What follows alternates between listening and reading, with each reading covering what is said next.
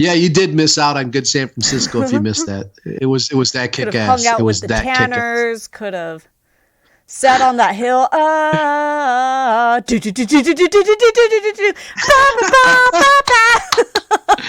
It was that cool. It was that cool. And old people that I would meet would say, "You're missing the good stuff." It was that cool back in the day. You missed it. So it's just one of those things. Maybe, maybe you can find some coolness there. I don't know. But before you, it's the Haight-Ashbury days. It's Country Joe and the Fish. Yeah, but they were cool. Yeah, they were culture. They were outliers before it was cool. See, they got co-opted. Yes. Like I've been to Grateful Dead concerts to sell drugs, and I've enjoyed them. But that band was an outlier band.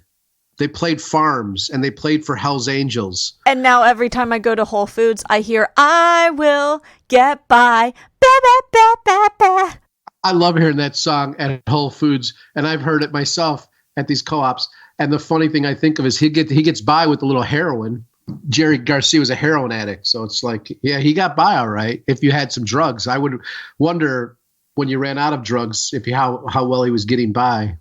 I will split your skull if you don't give me some fucking smack. We should have a new game. We should make a game for our Patreon subscribers, and it should be called Jerry Garcia Jonesin or Alex Jones. Oh, God, you're funny. It'll have recordings of us be like, ah!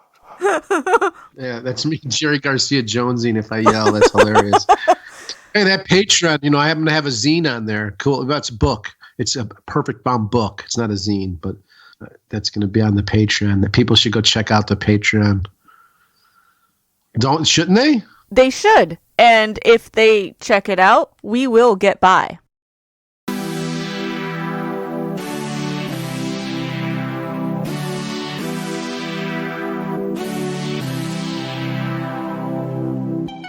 This podcast is based around the history and experiences of the infamous Shane Bugbee, recollected and retold by Shane Bugbee himself. Who is Shane? Well, you're about to find out. I'm your host, Nannerl, and this is Speak of the Devil.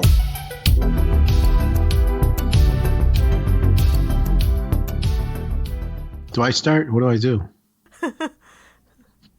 You're looking at me like I don't know. It's fashion. So if we're talking satanic fashion, the high satanic priest of fashion to me is Boy George. So Boy George is quite fashionable.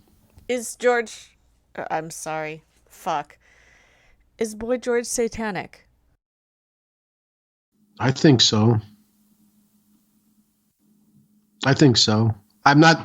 I only understand him from a pop culture perspective, but I don't know how to explain him as satanic. I like him, and I'm a Satanist. I don't know. I find something interesting about. I think he's very fashionable. I think he's incredibly. This is a guy who set a trend that is like happening in his lifetime. Like drag on TV is happening. That is Boy George. And his song, "Do You Want to Hurt Me? Do You Want to Make Me Cry?" I don't know. As far as pure artwork goes, he did something that is still relevant. That song, I grew up listening to, and it was so queer. And I mean, in both ways, gay and like, what in the fuck? To see this person, you did not know they were a man or a woman. Mm. But were certainly dressed in a very fashionable, something you couldn't look away from. He's like, look at me. And no one else had his look like that. That to me, if I were going to explain him as what I mean is a satanic fashion staple, it's that no one else has Boy's look. Like when he steps out today, I follow him on Instagram. He's fucking a hoot. But no one has that fucking look. No one. You can have $1 million. You don't have his look. He's got cool hats. He's got it down. Like he's got fashion down,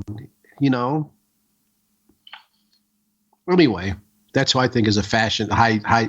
And that's what I would say is a satanic fashion is something that's like, no one else looks like you. No one else. You define yourself. Yeah. You define what is fashion. And it has nothing to do with the reaction of other people aware of fashion. Right. You're just like, that looks cool. And you get it on in the mirror and you like how it looks. And maybe consult a friend. Does this hat look good on me? And the friend is honest and says, no, it looks horrible. You have a round face. Wear this hat. And you're like, okay, that style works. Okay. I had to search. So as my head thins, my hair thins, and my head and my brain, everything's thinning now at the old age. It's all downhill. I'm looking for a hat. Now, this doesn't serve, like most people see it, it serves to cover up, as some person said, dents on your head, the bald spots or whatever. It serves to keep me warm. It functions because you get colder. Your hair's missing, so you start to get chilly. And it took me a while to find the look that I was happy with, and I think looks good in photos. And of course, it's a Kangol, so it's or as you say it, urban Kango. There's no L. The L is silent. That's just a secret trick. Kango. I just learned something. Kango. Urban. A Kango. Kango. Like your Kango, yo. Kango. Can't go outside without your Kangol. Yeah, not a Kangol. Kango. But in this neighborhood here, where I live now, it's Polish. And Latin. And the older people see that beret, it's a black beret, and they see it as militaristic. A Polish lady said, "You can't kill the Polacks easy." And I said, "What does that mean, lady?" She goes, "You can't kill me quick. Polacks don't die." And I go, "Why are you saying that to me?" And she goes, "What is on your hat? What does that say? Kangol. What is that?" And I go, "It's the hat company.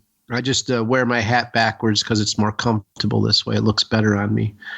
And she goes, "It has no affiliation with anything nefarious." And she goes, "Oh, good. Well, just remember, you can't kill a Polak."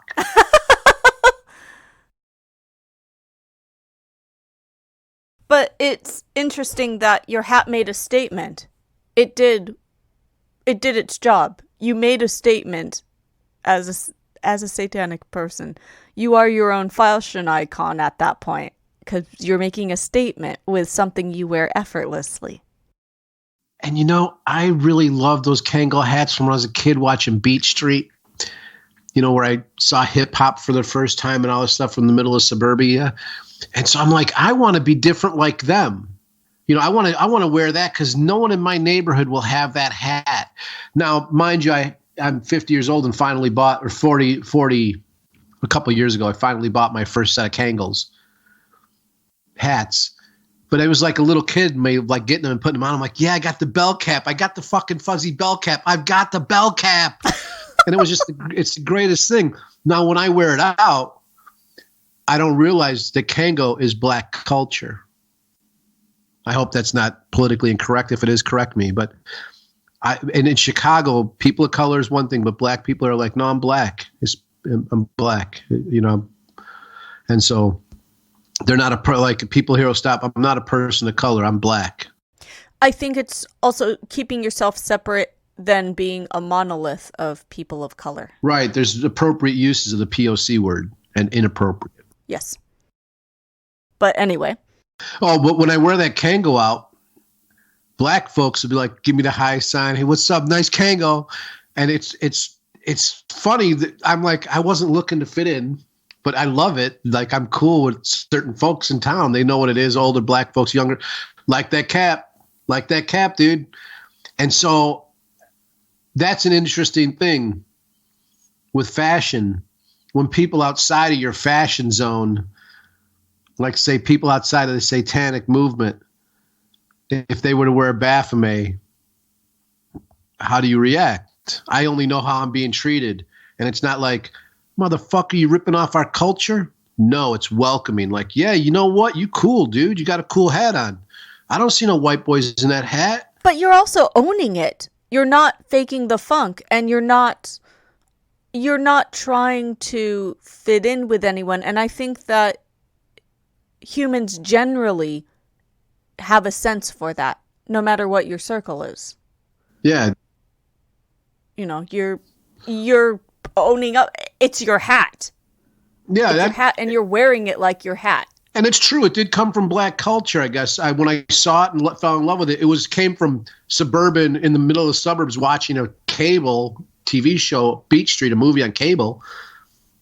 It's white privilege all over that. But I didn't, I just saw it and loved it.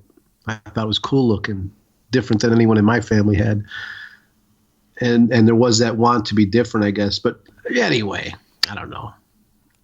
But it's because you liked the hat, not because you wanted to be a black person. Oh, right. That's like when I lived with that black family, it was Joey would have to stick up for me sometimes. Don't pick on that. Don't pick on him because he can complete his sentence. Oh, wow. Because he would have to say that in his neighborhood sometimes because I'd start getting picked on. And I wouldn't talk urban. I would talk as like I would normally talk. And he would say, try to complete. He would pick on. Now, these are his friends. I'm not saying it. This is what Joey Trice would say to his friends that were laying into me, trying to maybe bully me into being part of the crowd, let's say. You know what I mean? Like, or, they were making fun of how I spoke. Just like I saw white boys do to people of color of all different ethnic groups in the white suburbs I ran away from. I've had the exact opposite experience from you, where people have to repeat back a word to me as if to correct it to me. And it's an interesting thing. I think it's a sense of slight insecurity or discomfort with something slightly different in the room. And I think that when people do that, they either need to know, it's almost like a very, very small, subtle reminder. They're trying to remind you where your place is. That's what it felt like. And Joey and his brothers had to stick up for me often. And I didn't mean to say anything outrageous when I said that. It was just what was said to me, Right. I'm out dog whistling. I don't want to hear that nonsense. I'll just yell. I'll dog yell. Like, I don't whistle for the dog. I'm like, dog. Like, I'll just yell. Ah! Yeah, that's it. Yeah, do an Alex Jones yell at the dogs. Ah! I love your Alex Jones. I wish I hear Alex Jones more. You have a very funny, fun fashion story I hope you'll tell. And you told me, and I don't want to reveal it, but you told me a story when you met with this group and you had. Oh. Could you retell that story, shit. people? Oh, yeah. Yeah, definitely. Great. So I have a look. And some people can say my look is a choice, which it definitely is. But it's been my look for... You have an aesthetic. For a while. Let me show you. Yes. And my aesthetic, as I will show you in my words right now, often includes gold chains. It often includes blonde wigs. I sort of look like a Posse of the Cash Me Outside girl crossed with a Jersey girl. I could probably go to Jersey and be all right. I like a lot of things there. They have excellent taste. Fight me. Big Tommy would love you. Oh, Big Tommy would love me. Shout out to Big Tommy, old school for life. Big time Tommy. Take it easy. Take it easy. OS for life. OS for life. Love that guy. And anyway, so I actually went to a satanic group and they had a meetup and I showed up as myself and I wore my gold chains, I wore my designer shoes, I wore a big old sweatshirt with a bunch of very, very gaudy looking gold crosses all over it with a blonde ass wig, and I looked like Laura Palmer went to the other Black Lodge. And it was a time because I could tell that people were very uncomfortable with me in that sense. In fact, there was even a girl at this who definitely put some effort into her look, and power to her. But I think that she was expecting to be showered with compliments from everyone, including the Oriental in the room. And this girl I feel like wanted to erase me from the room. But it got even worse when going out toward the general public, and I remember a lot of people getting very exasperated from other people asking questions about their outfits or what they stand for being satanic, and a lot of the general public was genuinely curious, not necessarily offended. And I could tell that people were getting exasperated or annoyed because it's like telling your grandma one more time. But my favorite part about it was, out of nowhere, this group of other Asian girls about my age, maybe a little younger, came over and was like, "Hey, where'd you get those shoes? Are those Stuart Weitzman? I've been looking for those. Are they comfortable?" And they started asking me all these questions about my shoes. And then they wanted a selfie with me. And they asked me, where do I shop? And all these weird questions, like we'd known each other or something like that. And it was quite interesting that a lot of people who showed up to this group definitely made the effort to have, to rock the Baphomet, to rock the Satan shirts, rock the Satan sweaters because it was around winter time, and all these things like that. And I really didn't see my outfit as satanic. I just saw my outfit as this is representation of me, and these are people meeting me for the first time, and clearly, if people don't approve, they don't approve. But holy shit, I didn't know that there was a dress code to go to a satanic event. You see a lot of these invites, actually.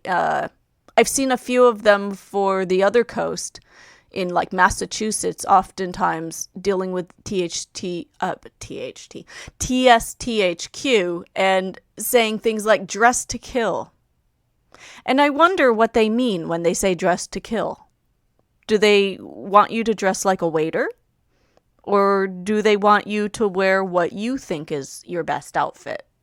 Yeah. What would you wear if you dressed to kill? Me? Well, I can always say that if I'm going to a satanic event, I'm going to not dress satanic. Like I remember when I moved to Astoria, someone said, "Are you a Satanist?" And if I'm asked that question, and I'm asked that question enough times, it's irritating. I always answer, if you're a Christian, I'm a Satanist. If you're a Satanist, I'm not a Satanist. I'm just me. I'm just Shane. I'm only a Satanist where it works for me, where I'm in this because of political and artistic value.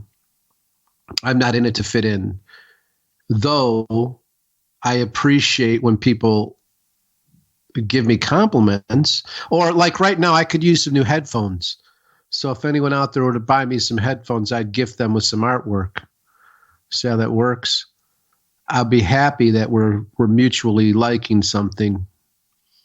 I like people when they like my artwork and it's satanic.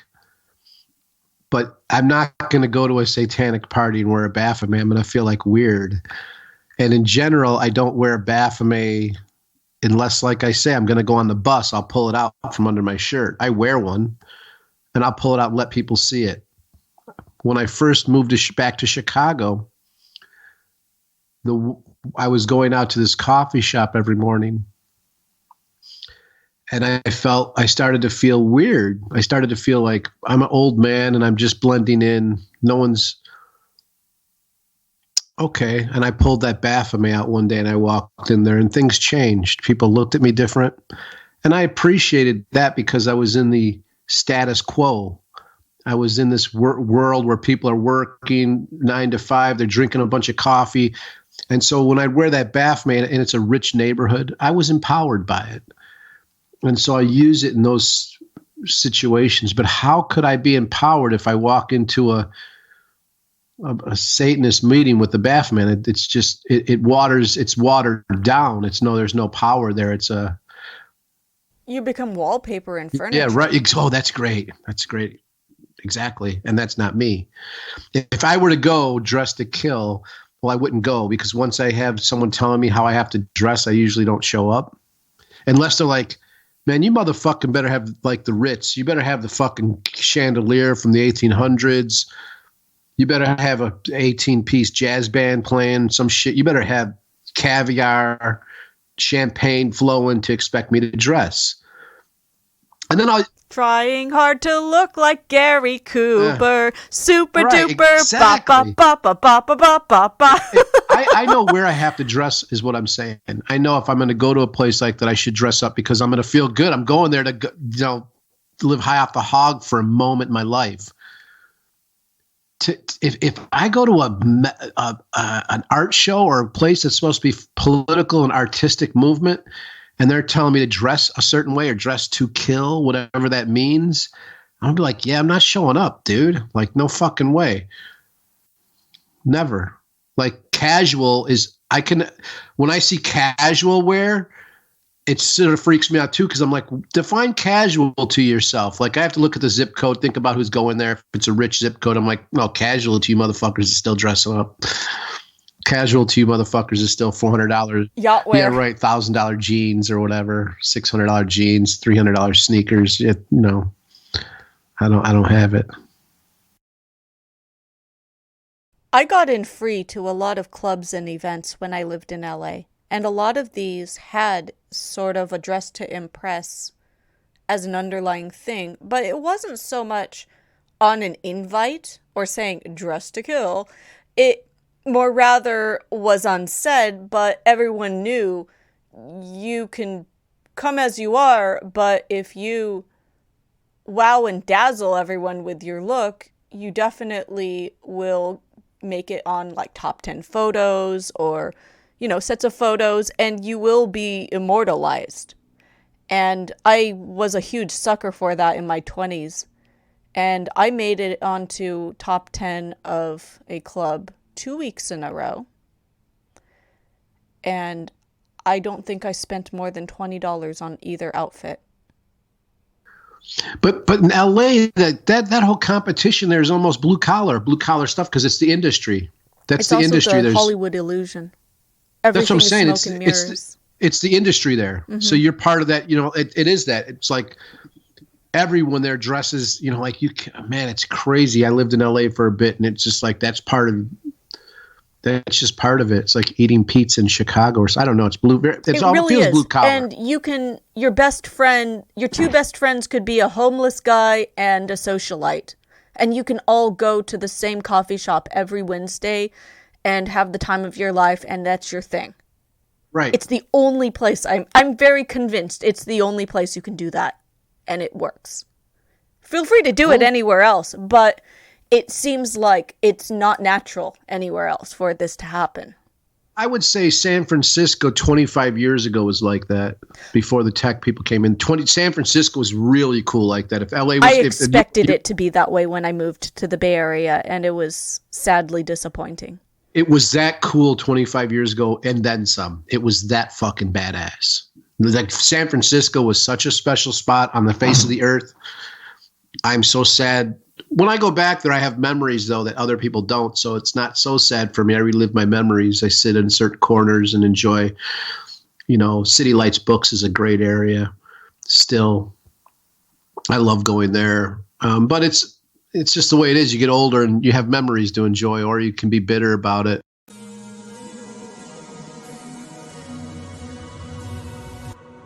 So back to fashion. I find it interesting that a group would need to put on the instructions or a guideline to dress to kill, because I feel like it's more for their own peace of mind to say so. For them to say that makes them the gatekeepers. It doesn't matter if they look busted or not.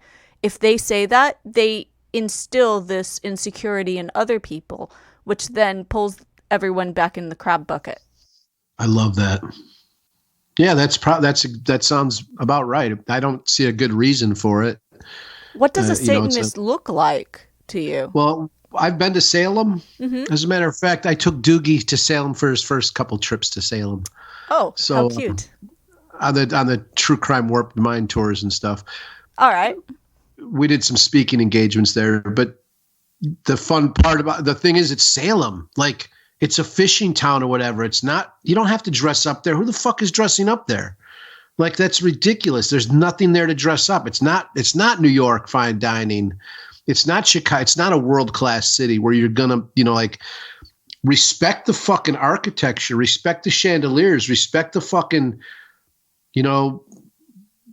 what it took to build this fancy hotel. Like, when you go into a fancy hotel in Chicago, like Louis Sullivan helped design this, architects that are historic, that set the trend for the rest of the world, were in this room and helped build it.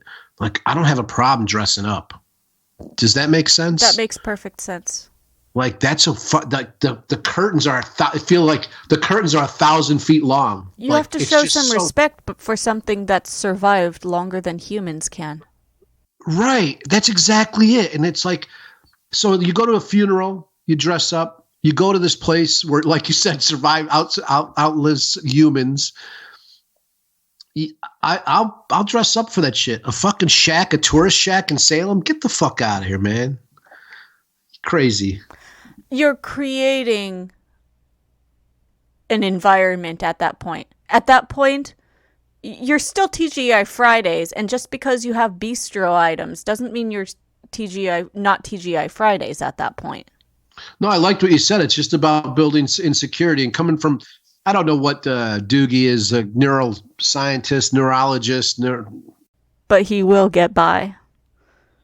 Yeah, well, he studied the mind enough. So it's not a mistake that he's trying to make people feel insecure, probably. What you're saying is probably hitting the nail on the head. I don't think it's by mistake. Nothing they do is by mistake. So when you said that, it sounds nefarious and perfect. I mean, some of the easiest people to dupe on is a Satanist, because a lot of them get involved in that because they are insecure up front. They're afraid. They want to wear something scary to scare people away that, Do you know what? That's a very valid point, too. I think that's quite relatable for a lot of Satanists. We all go through a time period like that. And, I had a spiky collar at one time. At one time, I looked like a Mansonite. I think that underlying idea at that time, I did want to scare people off or filter people out who might judge me because I was insecure, because I was like 17. Right. But that's a little different than being 40 years old and doing so. Well, I do out on the bus for that same kind of reason. It's because I'm a 50-year-old man and I'm a little afraid to be on that bus.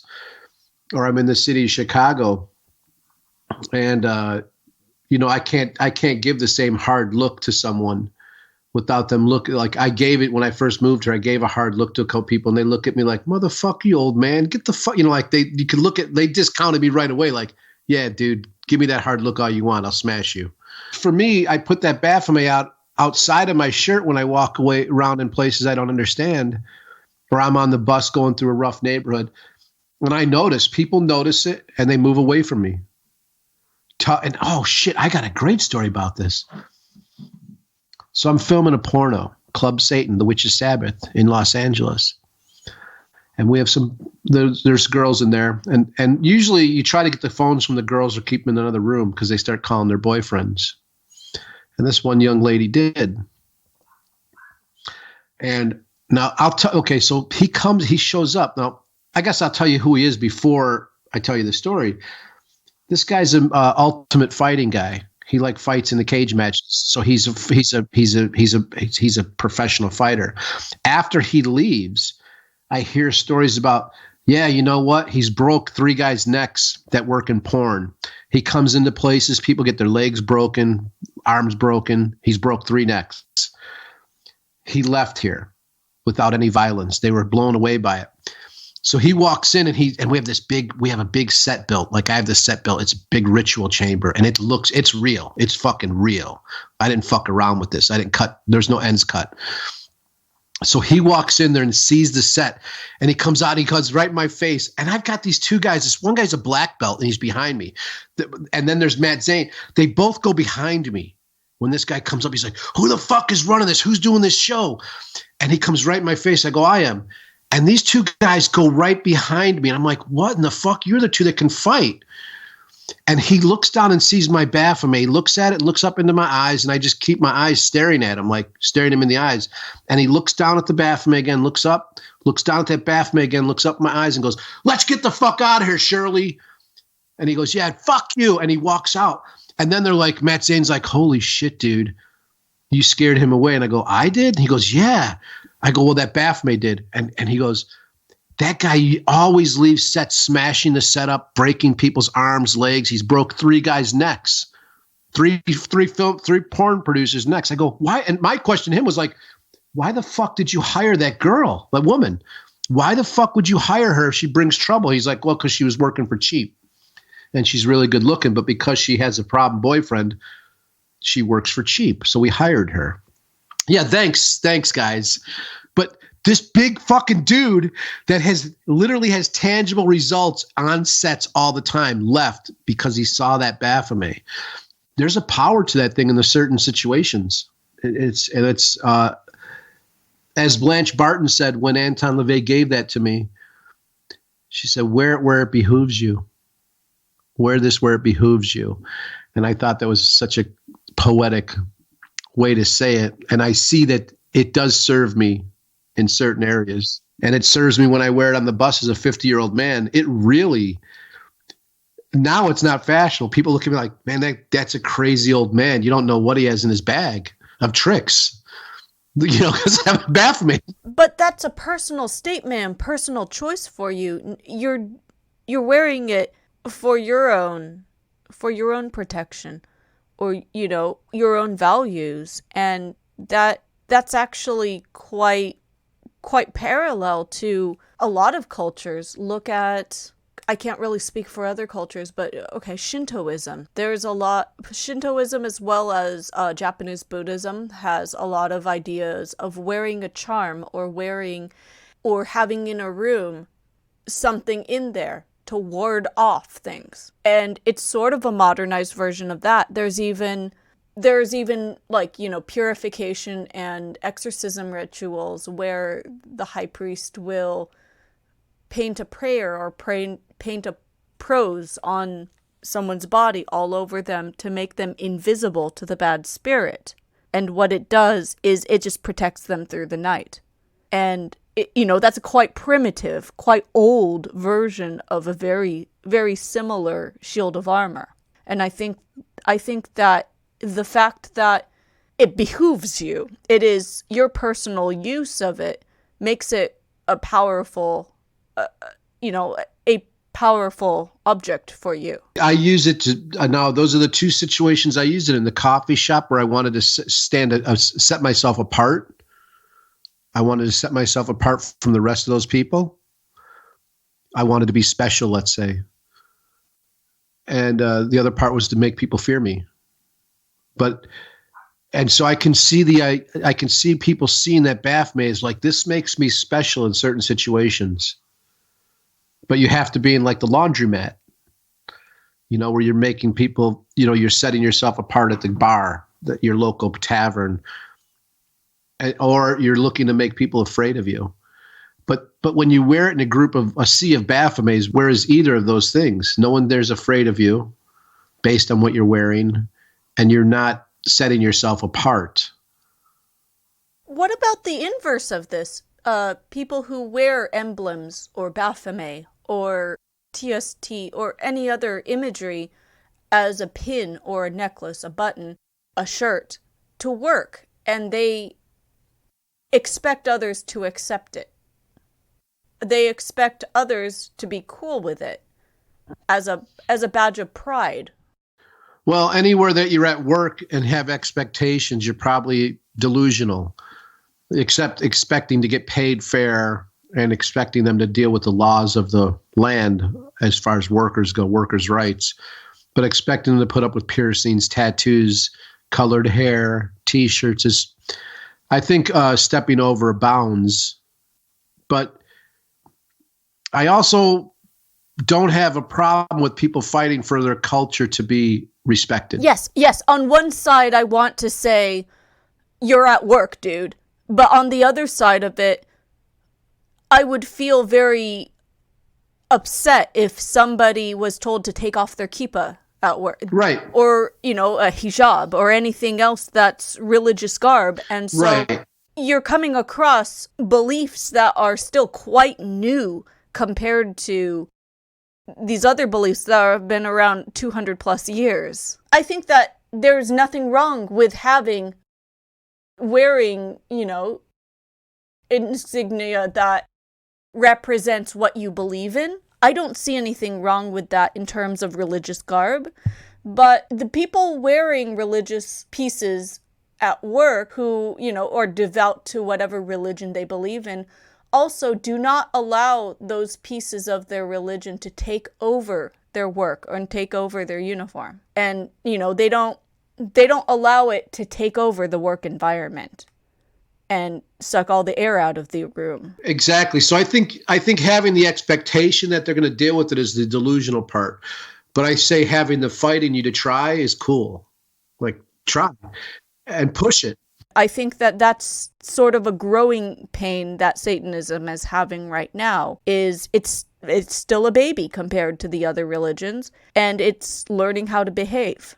Oh yeah. Funny, when I was the first person, now this is funny, this sounds so weird to say, seeing as how popular this is. I was the first person to make t-shirts for the Church of Satan and merchandising. I pitched them on the idea, let's merchandise this stuff, let's sell some of this stuff. So Blanche Barton, we're doing the business deal on the phone, and she goes, well, what do you want to make? And I said, everything. And she goes, well, we don't want everything to have the Baphomet on it. And I go, really? And I said, so I was going to do this, I'm going to do t-shirts. She's like, cool. She goes, have you thought of edible panties? So she says this, and I'm like, okay, that's cool, because I said panties. She goes, well, what about edible ones? I go, okay, we could try that. And I go, but Blanche, I was thinking of putting on toothbrushes and everything. She goes, no, not toothbrushes. And I go, why not toothbrushes? And she goes, it doesn't represent decadence. It doesn't represent what we're about. We don't want them on toothbrushes. Holy shit. And I go, that's because it's mundane. Right. I go, how about shot glasses? She goes, perfect. Maybe a martini glass. So she was all into those things, but she stopped the buck a couple of times. She goes, I think she said something like, well, that's like a paperweight. We don't want it on a paperweight. We don't want it on toothbrushes. You don't want a beer koozie with Baphomet on it. Oh, she stopped it dead in its tracks. I was like, okay, that was cool. That was cool. And there you go. Part of satanic history. That was weird. Printing the first Church of Satan shirts. And I would sell a good amount of them, but boy, I don't wish I stayed in that position, but I can see now, I would be making a good amount of money. But you will get by. Yeah, if I don't have to smash your skull in for a fucking dime bag. Well, that was, I can't do voices like you. Like Alexa Jones, I don't know. Alexa Jones. It's interesting that twice now you've given evidence of pieces of satanic history that you've either watched or been part of that have definitely changed. The one being Blanche saying about, it has to represent decadence. A lot of things now are not decadent at all. And the other one I think of is when you were saying that you weren't allowed to debate Satanism on the internet as COS. She didn't say decadent. I'm sorry. She said, oh shit, I forgot the word again. God damn it. Indulgence. That's her word. Oh, sorry. Indulgence is definitely still, I could see her saying that. She said indulgence. I'm sorry, not decadence, indulgence. I'm old. I get confused.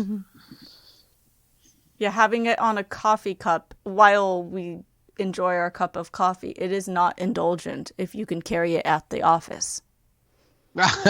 She okayed coffee mugs. Oh, okay. It's a drug. It sure is. Can put your instant coffee and have it with your double stuffed Oreos. That's right. And Lavey loved coffee, instant coffee. Okay. So that is indulgent, and that's a very good point. Yeah, and the part about not talking online about it was true. I mean, it's funny. I had the Church of Satan Twitter for a long time. Twitter had to contact me. A Twitter lawyer called me and was like, come on, dude, just, if you don't give up this account, we'll end up striking all your business on, we'll end up striking your personal account on Twitter too, if we have to fight you for this. you're not the Church of Satan, right? Because they're saying they are. And I said, how can they prove it? And he said, they're willing to, but once they start, they're going to sue people. They want the account back, because I had the official Church of Satan Twitter first. I set it up and I put some stuff up there. Anyway, I gave it back to him. I was threatened by Twitter. And I thought it was wild that I thought Twitter was cool because they took it seriously. They took the Church of Satan seriously, as you should. They have lawyers and stuff like that. They're a real organization. Yes. And think about it. You could have been the one remarking on Doogie's antics on Twitter. I could have been. I set up the Satanic Temple's first Twitter too. I was on there. I was the first person to do that for that too. I mean, Doug and Jerry, whatever that guy's name is, they didn't have a clue. They still don't. They didn't have a clue about online marketing or. I don't think that guy can dress to kill. Which one? Both. You're right. Doug is I see dude all the time. I don't want to make fun of how that guy dresses though, but he's funny. He dresses like. You only don't want to make fun of how he dresses because he wears the same sunglasses that you wear. He wears round glasses after I started wearing round glasses. But I don't want to make fun of him because it's just like petty, I don't want to make fun. I don't want to be petty with the stuff, because it takes away the serious nature of why I don't like them. And has nothing to do with what he wears. It's how he's manipulating people who are basically afraid, have mental illnesses. And he knows that. Mm-hmm. He knows these people are easy to get riled and easy to have set up, push their buttons, push their traumas, and get them to move.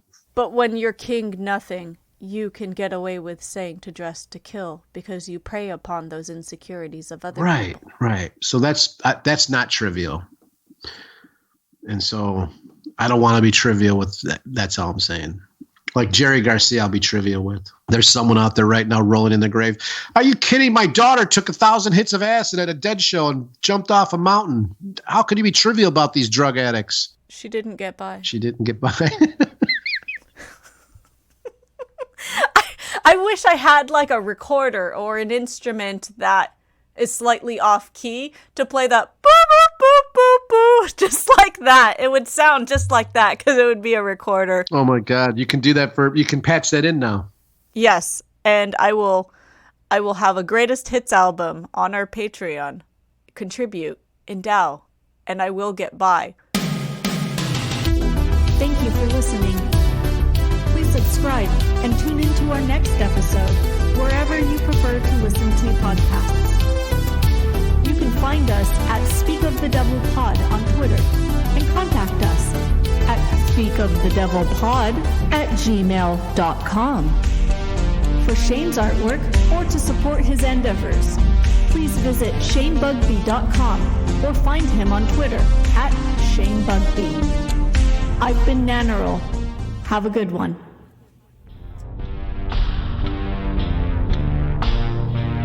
Oh, and ShaneIsTheDevil.com.